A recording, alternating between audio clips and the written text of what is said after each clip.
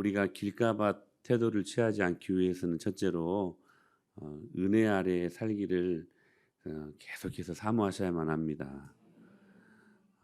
말씀을 사모하시고, 이게 말씀의 자리가 우리에게 참 축복된 자리예요.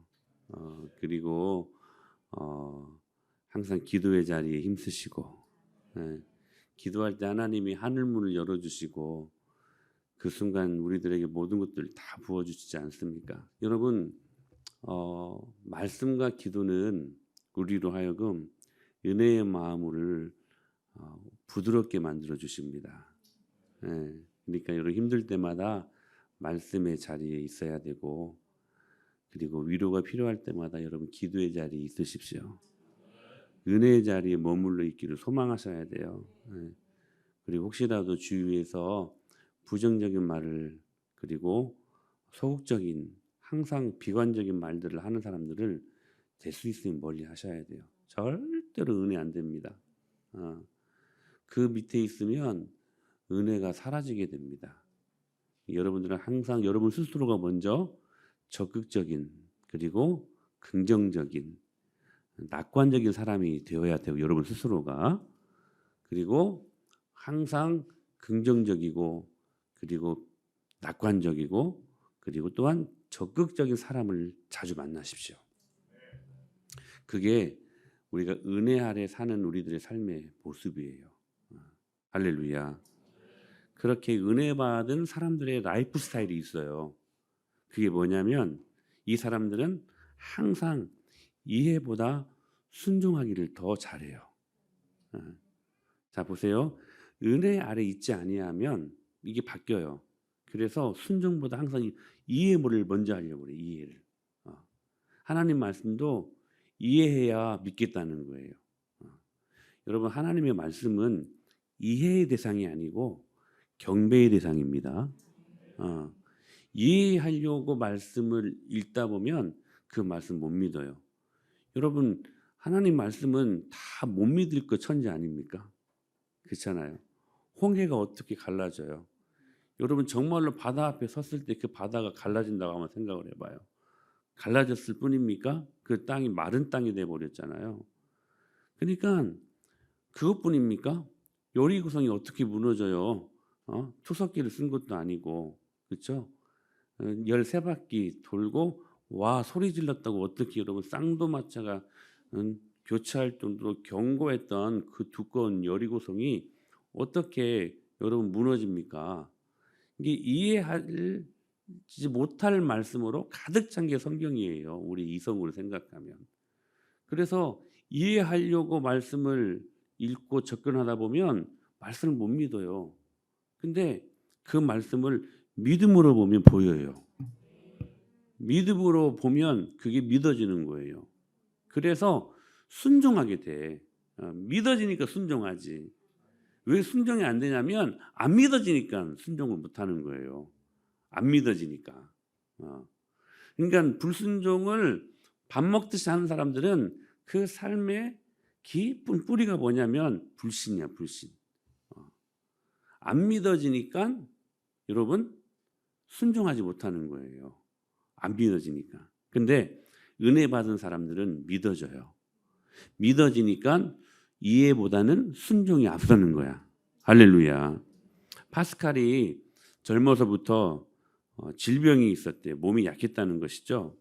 그걸로 일찍 죽게 된 상황 속에서 죽기 얼마 전 마지막 이 파스칼의 기도가 이거였대요. 두 가지가 인상적인데, 하나는 뭐냐면 하나님, 이 질병의 고난 앞에서 믿지 않는 자처럼 행동하지 않게 해주세요. 믿지 않는 자들처럼.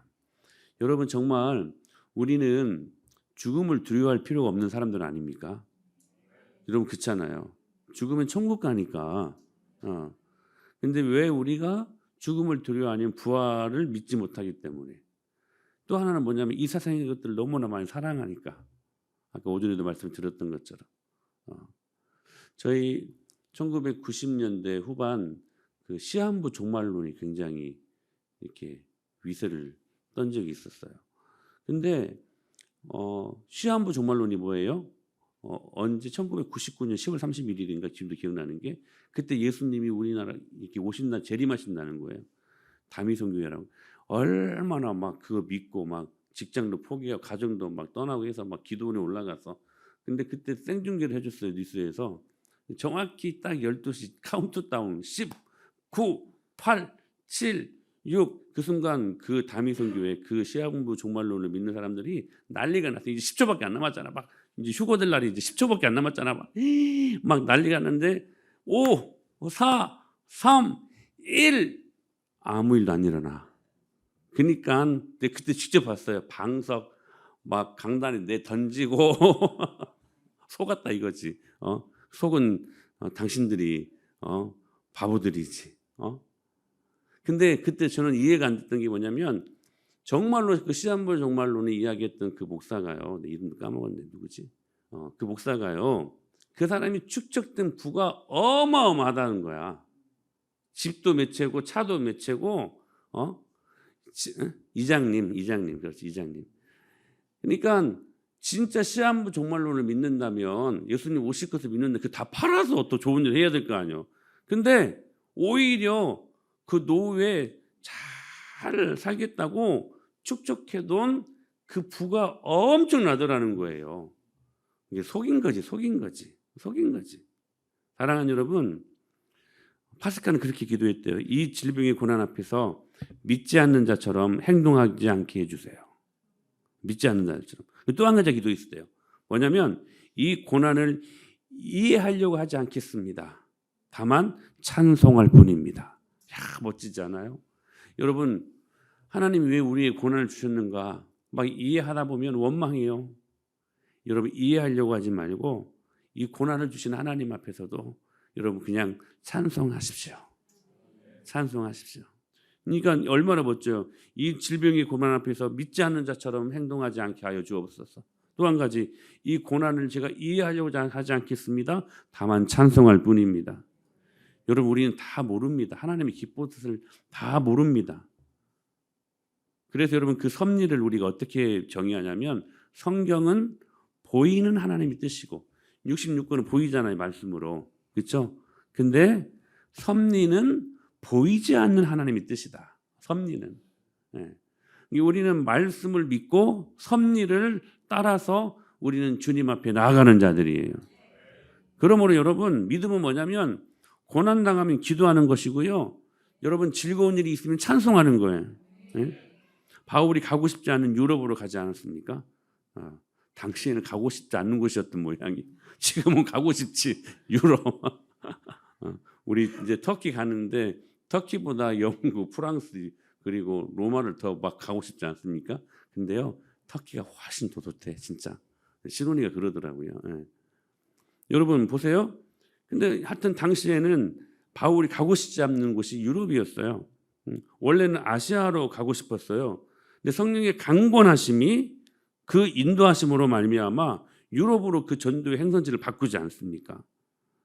바울은요 빌립보에서 귀신 들린 점치는 여자를 고칩니다. 잘한 일 아닙니까? 근데요 감옥에 갑니다. 감옥에. 자, 바울이 가고 싶었던 것은 여러분 아시아로 가고 싶었는데 하나님이 행선지를 유럽으로 바꾸셨잖아요. 유럽으로. 근데 유럽으로 갔어요. 근데 그 유럽으로 간 첫 성이 빌립보 성이었어요. 근데 그 빌립보에서 귀신 들려 점친 여자를 만났네요. 자, 하나님 말씀대로 순종했으니까 가면 더 큰 축복과 막 풍성함이 임해야 되잖아요. 웬걸 전도해도 전도가 안 돼. 오히려 점치는 귀신 들린 여자를 만나네요. 전도하는데 너무 막 성가스럽게 하고 힘들게 하는 거예요, 막. 그래가지고 그 귀신을 쫓아내 버렸어요. 그러니까 이제 그 귀신 때문에 지금까지 점괘가 나왔는데 점괘가 안 나오니까 그를 고용했던 그 사장이요, 이 바울을 고소해 버렸네. 그래가지고 간 곳이 감옥 아닙니까, 감옥. 지금 감옥을 왜 갔어요? 불순종하고 제지어서 간 게 아니라 순종하고 하나님 가장 기뻐하시는 전도하다가 감옥에 가버렸네요. 여러분 이해 안 되는 거잖아요. 하나님 왜입니까? 원망과 불평이 나올 수 있는 상황 아니에요? 근데 바울이 이 순간에 왜를 묻지 않았어요. 이해하려고 하지 않았어요. 그냥 먼저 찬송부터 합니다. 아멘. 여러분 고난이 임할 때요. 여러분 뜻대로 마음대로 일들이 안 풀릴 때요. 여러분 그냥 먼저 찬송부터 해보십시오. 말씀대로 하면 틀림없어. 대산을 넘어 험곡에 가도 빛 가운데로 걸어가면 막 찬송하라는 거야. 그냥 고지 것들 한번 순종해 보세요 한번. 그리고요 기도했어요. 그게 뭐냐? 그게 믿음이라는 거야. 그게 신앙인의 반응하는 모습이라는 거예요. 그랬더니 뭐가 열렸어요? 그를 옥죄고 있었던 착고와 옥문이 열려버리지 않았습니까? 순종하니까 그때 이해가 되는 거야.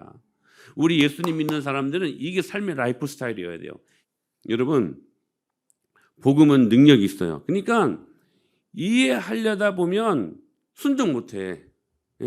근데 예수님 믿는 은혜 받은 사람들의 라이프 스타일은 뭐냐면 그냥 말씀 그대로 그냥 한번 해보는 거예요. 막 이번 한 주간 한번 해보세요. 한번 오늘 하루를 사는데 막 너무 힘들어 피곤하고 막 짜증나 막 신경질나 막 그때요 한번 찬송해 보세요. 그리고요 작게라도 기도 한번 해보세요. 말씀 그대로 한번 해보세요. 옥문이 열린다니까. 여러분을 옥죄고 있는 마음의 옥문이 열려요. 하늘문이 열린다는 거예요. 이게 성경의 원리야. 이해되기 때문에 기적이 일어나는 게 아니에요. 순종하니까 기적이 일어나는 거예요. 이게 예수님 믿는 저와 여러분들의 라이프 스타일이어야 된다는 거. 그러니까 예수님 잘 믿는 사람들은 가만히 한번 보세요. 가만히 한번 보세요. 오히려 삶이 진짜 단순하고요. 쉬워요. 복잡하지 않아. 오늘 우리가 읽었던 두아디락교회 칭찬과 책망을 동시에 받지 않았습니까? 근데 나는 칭찬에 한번 초점을 맞추고 싶어요. 다시 한번 19절 말씀. 19절 시작. 내가 내 사업과 사랑과 믿음과 섬김과 인내를 나누니 내 나중 행위가 처음 것보다 많도다. 네 나중 행위가 처음 것보다 많도다. 이 행위라는 게 뭐예요? 순종이라는 말이잖아요. 네 나중 순종하는 것들이 처음 것보다 많도다. 할렐루야. 여러분 옛날에 했던 순종 말고 순종이요 크레센도가 되어야 돼. 점점 더 순종하는 것들이 많아야 돼. 데크레센도 되면 안 돼. 점점 순종하는 것들이 퇴색되면 안 돼요. 여러분 옛날 순종보다 지금 순종이 더 많아야 돼. 할렐루야. 여러분 이런 말이 있어요. 한 번 순종하면요 방향이 바뀐대요. 두 번 순종하면요 도약한대요. 세 번 순종하면 기적을 맛보게 된대요. 인생을 살다 보면 항상 인생의 밤이 있지 않습니까? 인생의 밤. 속수무책, 가능성 없음, 절망, 낙심, 막 무기력이 몰려올 때가 있잖아요. 정말 답이 없을 때가 있어요. 여러분 오병 이야기를 잘 아시잖아요. 무리가 몰려들었습니다. 빈들과 저녁이 되었습니다. 답이 없는 어려운 상황이 된 거예요. 그때 예수님이 뭐라고 말씀하세요? 너희가 먹을 것을 줘라. 오늘 또 이 말씀은 당신의 수많은 교회들에게 여전히 선포되는 말씀인 것 같아요. 교회들아, 너희들이 세상의 답이 되라. 교회들아, 너희들이 세상에 먹을 것을 나누어 줘야 된다. 너희들이 답을 제시할 수 있어야 된다. 오늘날도 주님은 항상 당신의 몸된 교회에 이렇게 말씀하셔요. 그런데 보면 대체 뭐가 있다고? 지금 제자들은 당장 자기들의 한계를 보지 않습니까? 뭡니까? 오병이요. 물고기 2마리, 보리떡 5개. 여러분 이게 지금 그들이 당면하고 있는 자기 인식 아니. 근데 한계야. 뭐가 안 되는 거예요. 무력해요. 빈손이에요. 무기력해요. 불가능해요. 그런 제자들이 문제를 돌파해요. 그런데 이 문제를 돌파하는 힘이 어디에서 일어납니까? 어디에서 일어나요?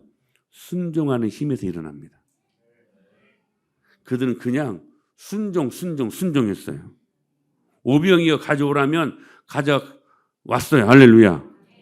사람들을 떼지어 앉히라고 하면 그냥 떼지어 앉혔어요. 주라면 그냥 줬어요.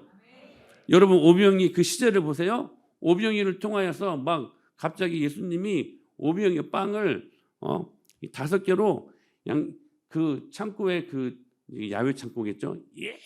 예뻐요. 막 바게트나 막 이런 빵들을 다 막 이렇게 만들어 놓고 짠 있으라니까 만들어 놓고 그거 나눠준 게 아니야. 물고기를 많이 잡아 막 쟁여놓고 그걸 막 빼다가 준 게 아니에요. 그냥 줬어요. 그 작은 걸로. 난 그게 너무 신기해. 꼭 물어보고 싶어, 천국 가면. 근데 마술처럼 이게 계속 나오네. 마술처럼. 그런데요, 그 힘이 언제 일어났냐고요? 언제 일어났어요? 순종할 때는 순종할 때. 이게 제자의 힘이 되었던 거예요. 이해가 안 돼요. 낙dum이 안 돼요. 공감이 안 되어도 오늘 주님이 주시는 말씀이 뭐냐면 그럼에도 불구하고 순종하라는 거예요. 내 한계로 예수님의 능력을 제한하지 말라. 얼마나 내 한계가 예수님의 능력을 많이 제한할 때가 많은지 몰라. 여러분 한계는 진짜 한계예요. 그 한계로 예수님의 그 전능하심을 제한하지 말라는 거예요. 순종하세요. 그냥 여러분 걸으라고 하면 걷고, 할렐루야. 여러분 그냥 입 벌리라고 하면 벌리고, 아멘 하라고 하면 아멘 하고, 거기에 무엇은 우리의 생각이 들어가. 주님이 일하십니다. 그러니까 주님이 가장 일하시기 쉬운 사람은 뭐냐면 단순하게 믿고 단순하게 순종하는 사람이야.